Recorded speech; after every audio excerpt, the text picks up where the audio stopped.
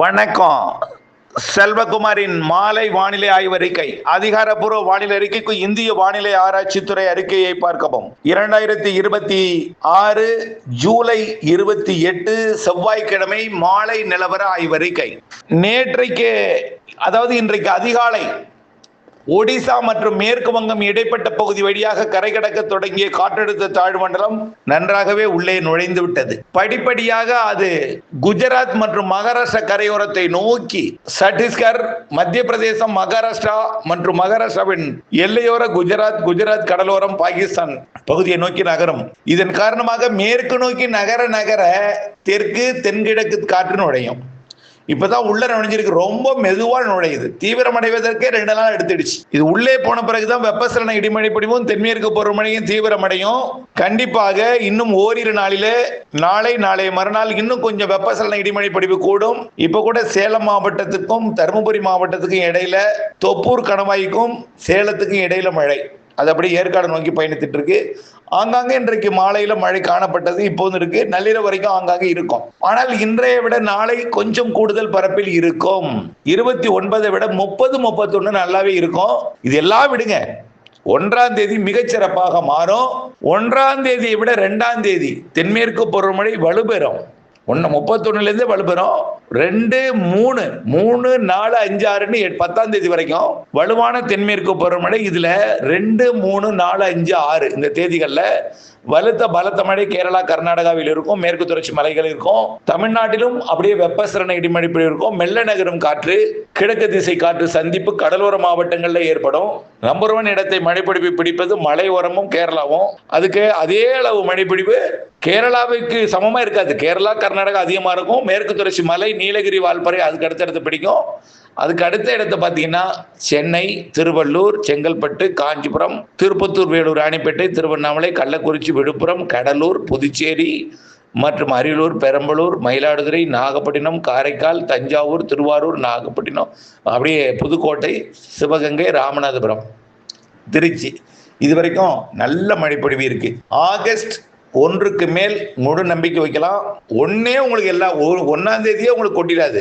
2 விட 3 கூடும். 3 விட 4, 4, 5 அப்படியே 10ஆம் தேதி வரை மழை இருக்கும். இடையில ஒரு 4-5 நாள் இடைவெளி கொடுக்கணும். அந்த இடைவெளி இல்லைங்க. காரணம் என்னன்னா தென்சீன கடல் நிகழ்வு வியட்நாம், கம்போடியா, லாவோஸ் நோக்கி வருது. அந்த நாள்ல பாத்தீங்கன்னா வர இருக்கு.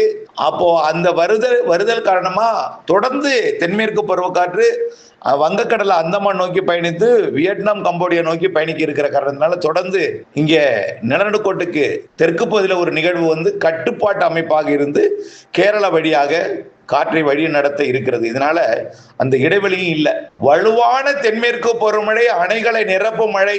ஆனா கபினி அணை வந்து 10ஆம் தேதிக்குள்ள நிரம்ப வாய்ப்பு இருக்கு. ஆகஸ்ட் 10க்குள்ள. படிப்படியா ஆகஸ்ட் 18க்கு மேல ஸ்ட்ராங் ஆகுது. நல்ல ஸ்ட்ராங் மழை. ஆகஸ்ட் 20, 25 இதெல்லாம் நல்ல ஸ்ட்ராங் ஆயிடும். ஆகஸ்ட் இறுதி வலுவான மழை, அணைகளை நிரப்பு மழை. அதாவது நம்ம சுருக்கமா சொல்ல போனா எல்னினோங்கிற பேச்சு வறட்சின்னு சொல்லிட்டு இருந்தாங்க. அது வறட்சி அல்ல. கேரளா, கர்நாடகாவிற்கு வெள்ள பாதிப்பை ஏற்படுத்த போகுது. அப்போ எப்படி இருக்கும் அணைகள் நீர்பிடிப்பு பகுதிகளுக்கு? கண்டிப்பா இருக்கும். செப்டம்பர், அக்டோபர் கேரளா, கர்நாடகாவிற்கு பாதிக்கும் மழை கண்டிப்பா. அப்போ அணைகளை நிரப்பும் மழை. இதுல கபினி நிரம்பிட்டாலே காவிரிக்கு, மேட்டூருக்கு தண்ணி வர தொடங்கும். ஆனா கபினி நிரம்பி பெரிய அளவுல வெள்ளப்பெருக்கு உடனே ஏற்பட்டுறாது. கேரளாவில் அப்படியே சீரா தண்ணி வரும். ஒரு 5000, 10,000 வரும். இப்ப கூட கர்நாடகா அணைக்கு உத்தரவு போட்டிருக்காங்க. ரொம்ப குறைவான தண்ணி, ஒரு 5000 கனடி ஏதோ திறக்க சொல்லியிருக்காங்க. 5000, 4000, 3500க்குள்ள இந்த தண்ணீர் திறக்க ஒரு முடிவு செய்யறதுக்குள்ள கபினி நிரம்புவதற்கு 10ஆம் தேதி வாய்ப்பு இருக்கு. அதன் மூலமா அவங்களுக்கு திறந்துதான் ஆக வேண்டிய கட்டாயத்துக்கும் தள்ளப்படும். கபினி தண்ணீர் ரொம்ப பெருசா வரலன்னா கூட ஒரு 5000, 8000, 10,000க்குள்ள வரும். KRS நிரம்புவது வந்து ஆகஸ்ட் இறுதியில நிரம்பலாம். அப்புறம் சின்ன கல்லாறு மழை நல்லா ஆரம்பிக்கும். ஆகஸ்ட் 1st வீக்ல இருந்து ஆரம்பிச்சிடும்.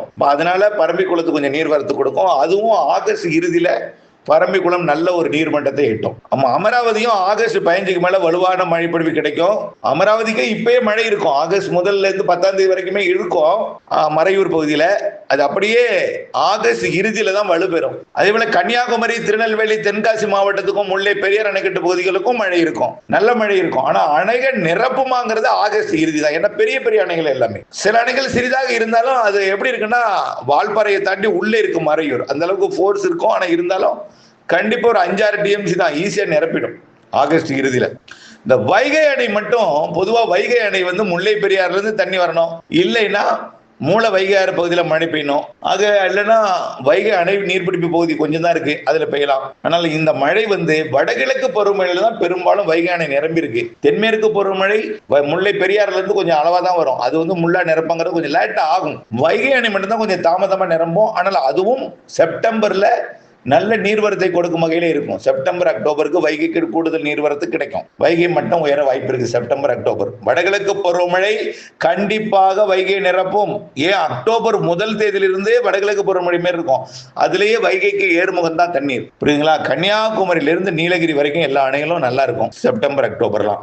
ஆகஸ்ட் 15 ஆகஸ்ட் 10 அதாவது வயநாடுக்கு அச்சுறுத்தல் மழை இருக்கு. ஆகஸ்ட் முதல் வாரத்துல 3, 4, 5, 6 தேதி வாக்குல அது மூலமா கபினிக்கு நீர் வரத்து கிடைக்கும். அதனால ஒரு 5 TMC தான் குறைவா இருக்கு. இந்த 5 TMC கிடைச்சிரும். அதனால அது ஒரு பெரிய பிரச்சனை கிடையாது.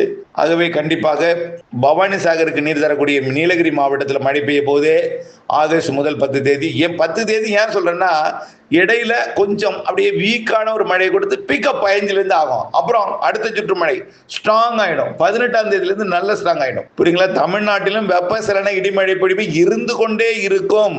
எல்லா மாவட்டங்களுக்கு இருக்கும். தென்கோடி தூத்துக்குடி மட்டும் கொஞ்சம் குறைவா இருக்கும், அதுக்கும் இருக்கும். இந்த காற்று பகுதி, இந்த தாராபுரம் சுற்றுவட்டார பகுதி கொஞ்சம் குறைவாக இருந்தாலும் அதுக்கும் இருக்கும். இல்ல இந்த தாராபுரம் சுற்றுவட்டார பகுதி, இந்த கயத்தாறு உள்ளிட்ட காற்று பகுதி, தூத்துக்குடி மாவட்ட காற்று பகுதி எல்லாம் பாத்தீங்கன்னா செப்டம்பர் அக்டோபர் சிறப்பா இருக்கு. ஆகஸ்ட் என்ன சார் எங்களை விட்டுட்டீங்க கூடாது. தாராபுரம் காற்று பகுதி நெகமம் வரைக்கும் வலுவான தென்மேற்கு பருவமழை சாரல் வரும். அப்புறம் வெப்பசலன இடிமழை பொழிவு மணப்பாறையை தாண்டி கொடுக்கும். மணப்பாறைக்கும் இந்த நெகமத்துக்கும் இடையில அப்பப்போ மழை இருந்தாலும் வலுவான மழை அப்பப்போ மழை இருக்கும், இல்லைன்னு சொல்லாது. வலுவான மழை ஆகஸ்ட் இறுதி செப்டம்பர் அக்டோபர் முன் 15 தேதி இறுதி கட்ட தென்மேற்கு பருவமழை இருக்கும். நல்ல வலுவாகவே இருக்கும். இடையிலையும் நல்ல மழை இருக்கு, இல்லைன்னு சொல்லல. உங்களுக்கு நல்ல திருப்தியான மழை இருக்கு. ஆகவே அதே போல அந்த நேரத்தில் கயத்தாறு பகுதிக்கும் அதே போலதான். கண்டிப்பா இந்த எல்னினோங்கிறத மனதில் போட்டு குழப்பிக்க வேண்டாம். எல்னினோவை தூக்கி எறிஞ்சிருங்க. எல்னினோ இருக்கும், எல்னினோவால் வறட்சி அப்படிங்கிற பேச்சுக்கு இல்லை. எல்னினோ இருந்தாலும் இந்திய பெருங்கடல் வெப்பம் மழைக்கு சாதகமா இருக்கு. அது ஏற்கனவே நம்ம சொல்லிட்டோம். நிலநடுக்கோடு இந்திய பெருங்கடலோட நடுக்கோட்டு பகுதி, தெற்கு இந்திய பெருங்கடல் எல்லாமே வெப்பம் அதிகமா இருக்கிறதுனால நல்ல மழை இருக்கு. வடகிழக்கு பருவமழை கண்டிப்பா அதிகம். அதுவே இந்த மழை இந்த வெயில்ங்கிறது 2 நாளைக்கு தாங்க, 2-3 நாளைக்கு தான். அதுக்கப்புறம் போயிடும். அதுக்கப்புறம் 1ஆம் தேதியிலிருந்து வெயிலுக்கு பின் மழை பொழிவு, வலுவான மழை பொழிவு, வெயிலே குறைவா தான் இருக்கும். தென்மேற்கு பருவக்காற்று சாரல் வரும். தென்மேற்கு பருவமழை குளிர்ந்த காற்றை கொடுக்கும். இதெல்லாம் நல்ல ஒரு வானிலை மாற்றத்தை ஏற்படுத்த போகிறது. ஆகஸ்ட் 18க்கு மேல மிகச்சிறப்பு.